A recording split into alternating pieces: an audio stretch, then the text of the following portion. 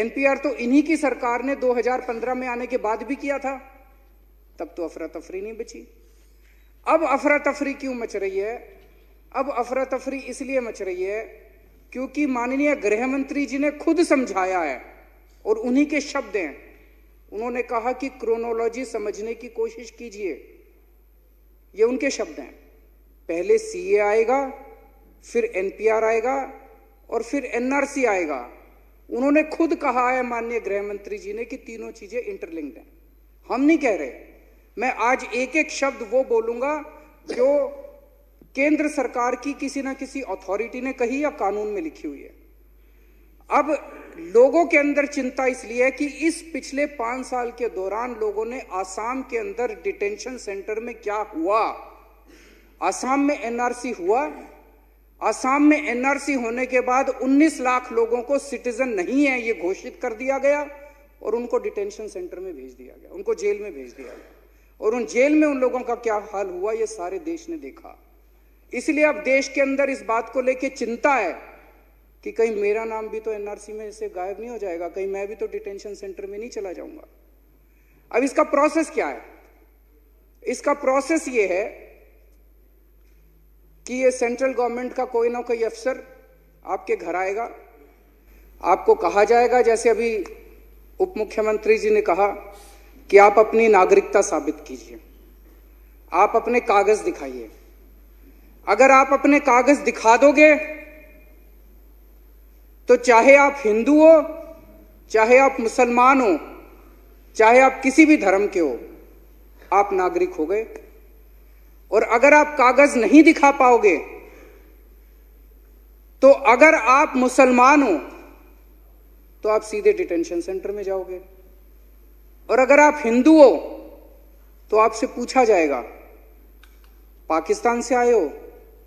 अगर आप कहोगे हाँ पाकिस्तान से आया हूं तो आपके सारे कागज बना देंगे, आपसे कुछ नहीं पूछा जाएगा, आपको नागरिकता दे दी जाएगी। अगर आप कहोगे नहीं मैं हिंदुस्तान में पैदा हुआ हिंदू हूं तो कहेंगे आपके कागज नहीं बनाएंगे, आपको डिटेंशन सेंटर में भेज दिया जाएगा। बताओ भारत के हिंदुओं ने क्या कसूर कर दिया जी? भारत में पैदा हुए हिंदू,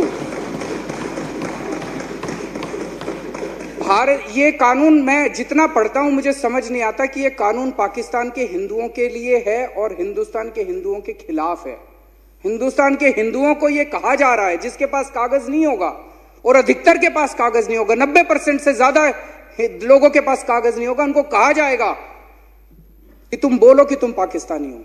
हमारे देश के हिंदुओं को जबरदस्ती कहलवाया जाएगा तो बोलो तुम पाकिस्तानी हो। क्यों बोले पाकिस्तानी? हम नहीं बोल सकते, हम देशभक्त हैं, मर जाएंगे कट जाएंगे, हम नहीं बोल सकते हम पाकिस्तानी हैं। ये कैसा कानून है? ये कैसी सरकार है? ये कैसी आजाद भारत? जिन लोगों ने आजादी के लिए लड़ाई की थी उन्होंने सपने में नहीं सोचा था 70 साल के बाद एक ऐसा टाइम आएगा जब देश की सरकार कहेगी, जबरदस्ती कहेगी बोलो तुम पाकिस्तानी हो, नहीं तो तुमको डिटेंशन सेंटर में भेजेंगे। जो बोल देगा मैं पाकिस्तानी हूं उसको नागरिकता दे दी जाएगी। जो कहेगा ना मैं हिंदुस्तानी हूं लेकिन मेरे पास कागज नहीं है उसको डिटेंशन सेंटर में भेज देंगे। ये कैसा कानून है? एक गलतफहमी फैली हुई है बहुत लोगों में। जब बात करता हूं लोग कहते हैं ना जी वो हिंदुस्तानियों को तो, हिंदुओं को तो नागरिकता मिल जाएगी। मैं अमित शाह जी का स्टेटमेंट इस बारे में 17 दिसंबर को माननीय गृह मंत्री जी ने आज तक को इंटरव्यू दिया था, उसमें उन्होंने साफ साफ कहा था, उन्हीं के शब्द हैं, मैं स्पष्ट कर दूं एनआरसी में धर्म के आधार पे कोई कार्रवाई नहीं होगी। इस देश में जो कोई भी एनआरसी के तहत इस देश का सिटीजन नहीं पाया जाएगा उसे इस देश से निकाल दिया जाएगा। तो एनआरसी सिर्फ मुस्लिम के लिए है ये कहना ठीक नहीं है। ये गृह मंत्री जी कह रहे हैं, वो खुद ही कह रहे हैं कि हिंदुओं के खिलाफ भी है, मुसलमानों के खिलाफ। तो जो हिंदू इस गलत फहमी में हैं कि उन लोगों को इसके अंदर सिटीजन अगर उनके पास कागज नहीं हुए तो उनको नागरिक मिल जाएगी, उनको जिन हिंदुओं के पास कागज नहीं है अगर वो एफिडेविट पे ये लिख के देंगे कि मैं पाकिस्तानी हूं तभी नागरिकता मिलेगी। जो ये नहीं लिख के देंगे, मैं एफिडेविट नहीं देंगे कि मैं पाकिस्तानी नहीं हूं, उनको नागरिकता नहीं मिलने वाली।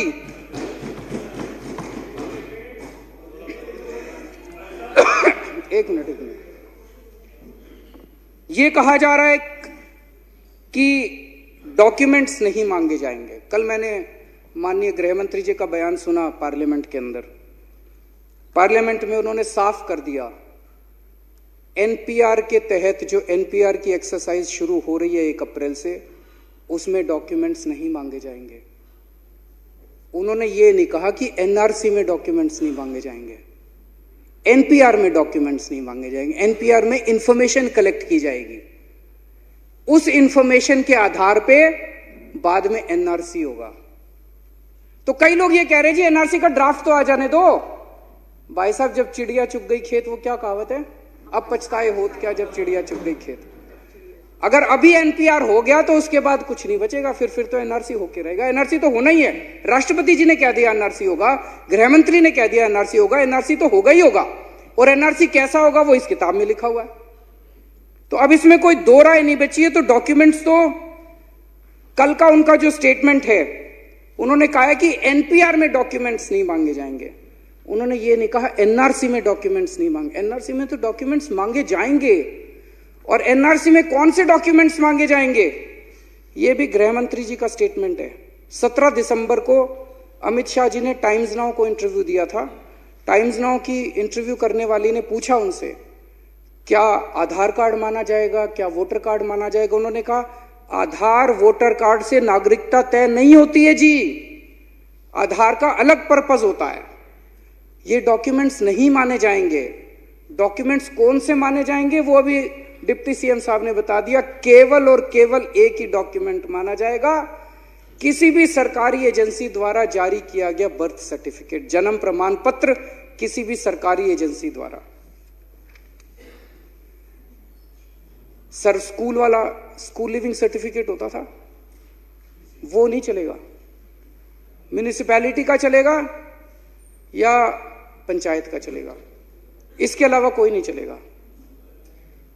मेरे पास भी नहीं है, मेरे पास भी नहीं है। दिल्ली के मुख्यमंत्री के पास भी जन्म प्रमाण पत्र नहीं है साबित करने के लिए। मैंने आज सवेरे अपनी बीवी से पूछा, मेरी बीवी के पास भी नहीं है, मेरे माँ बाप के पास भी नहीं है। हमारे घर में 6 आदमी हैं, मैं, मेरी धर्मपत्नी, मेरे माता पिता और मेरे दोनों बच्चे। बच्चों के हैं, बच्चे दिल्ली में पैदा हुए थे, अस्पताल में पैदा हुए थे, म्युनिसिपैलिटी का सर्टिफिकेट है उनका। बाकी चारों के पास नहीं है हमारे पास वो सर्टिफिकेट जो ये मांग रहे हैं। तो क्या दिल्ली के मुख्यमंत्री के पूरे परिवार को डिटेंशन सेंटर में भेज दिया जाएगा? मनीष जी के पास नहीं है, अभी इन्होंने बताया। सत्येंद्र जैन के पास है, इनके पास भी नहीं है। गोपाल जी आपके पास है, गौतम जी आपके पास है, इमरान खान है, कैलाश जी, पूरी कैबिनेट के पास नहीं है। पूरी कैबिनेट, क्या पूरी दिल्ली की कैबिनेट डिटेंशन सेंटर में जाएगी? आपसे पूछना चाहता हूं स्पीकर साहब, आपके पास अगर? मेरे पास भी नहीं, उनके पास भी, वाजपेयी जी के पास है कह रहे हैं। पूरे हमारे इतने विधायक हैं, जिसके पास है, एक मिनट ईमानदारी से, कल मैं राघव से पूछा था, इसके पास है, बता रहा था। जिसके पास है, विपक्ष समेत, जिसके पास सरकार द्वारा जारी किया गया जन्म प्रमाण पत्र है अपनी नागरिकता साबित करने के लिए, जरा हाथ खड़ा कर दो। 1 2 3 4 5 6 7 8 9 10। वो नहीं चलेगा, वो नहीं चल रहा, वो नहीं माना जाएगा, वो नहीं चलेगा, वो नहीं चलेगा भाई साहब। 70 लोगों की विधानसभा में 61 लोगों के पास जन्म प्रमाण पत्र नहीं है साबित करने के लिए कि हम इस देश के नागरिक हैं। केवल 9 लोगों के पास वो जन्म प्रमाण पत्र है। अब मैं इनमें से पूछना चाहता हूं, जब आपके घर में आएंगे, आपसे पूछेंगे, आपके पास कागज नहीं होगा, आप में से कितने लोग एफिडेविट देने को तैयार है कि आप पाकिस्तान से आए हो? अध्यक्ष महोदय, मर जाएंगे कट जाएंगे, मिट जाएंगे, देश के साथ गद्दारी नहीं करेंगे। ये जो कह रहे हैं कि बोलो पाकिस्तानी हो तभी आपको नागरिकता देंगे, अध्यक्ष महोदय पूरी जिंदगी डिटेंशन सेंटर में बिता देंगे, देश के साथ गद्दारी नहीं करेंगे किसी भी हालत। और ये केवल मैं नहीं कह रहा, मेरे देश का एक एक नागरिक, हमारे देश का, भारत का एक एक नागरिक कट जाएगा, मर जाएगा, लेकिन भारत के साथ गद्दारी नहीं करेगा कोई भी। और अध्यक्ष महोदय मैं चैलेंज करता हूं, यूनियन कैबिनेट में पूछ लो कितनों के पास है, पार्लियामेंट वालों से पूछ लो कितनों के पास है। अभी एक और मुख्यमंत्री केसीआर थे शायद, मैं नाम भूल गया, उन्होंने कहा, बोले मेरे पास भी नहीं है, उन्होंने खुद कहा 3-4 दिन पहले, बोले अब मैं आत्महत्या कर लूं क्या, मेरे को डिटेंशन सेंटर में भेजोगे क्या।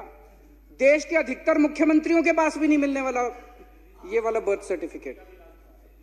अब ये आसाम में जो एनआरसी हुआ बहुत ही दर्दनाक हुआ, तो मेरी भी केंद्र सरकार से हाथ जोड़ के विनती है कि इस पूरे एनपीआर को और एनआरसी को विड्रॉ किया जाए और किसी भी हालत में इसको लागू नहीं किया जाए। तो माननीय मंत्री जी द्वारा जो प्रस्ताव रखा गया था उस प्रस्ताव का मैं पूरी तरह से समर्थन करता हूं।